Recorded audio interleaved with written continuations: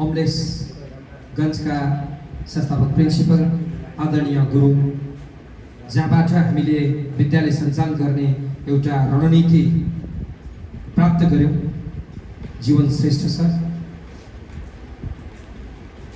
त्यसै गरी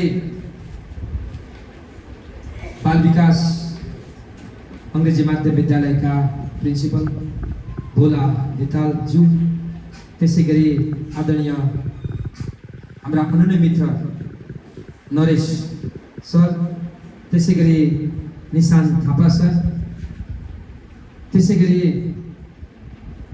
सम्पूर्ण विद्यालयबाट आफ्ना विद्यार्थी भाइ बहिनीहरूलाई यस कार्यक्रममा उत्कृष्टता प्रदान गरिदिनका लागि सहभागिता गराइदिनुहुने सम्पूर्ण प्रतिनिधि साथीहरू अनि आफूलाई अब्बल साबित गर्नका लागि आउनुभएका सम्पूर्ण विद्यालयबाट आउनुभएका प्रिय विद्यार्थी भाइ बहिनीहरूमा म मेरो व्यक्तित्वबाट म आबद्ध संस्था ब्राइट एकाडेमी, त्यसै गरी 12 प्याप्सन अध्यक्षको तर्फबाट म राजकुमार कार्कीको सम्पूर्णलाई नमस्कार गर्न चाहन्छु। स्वीकार्नुहोस्। सम्पूर्ण लामो भयो तर भनाइ छोटो हुन्छ। यो नगर स्तरीय कार्यक्रम प्याप्सनले गरिरहेको छ।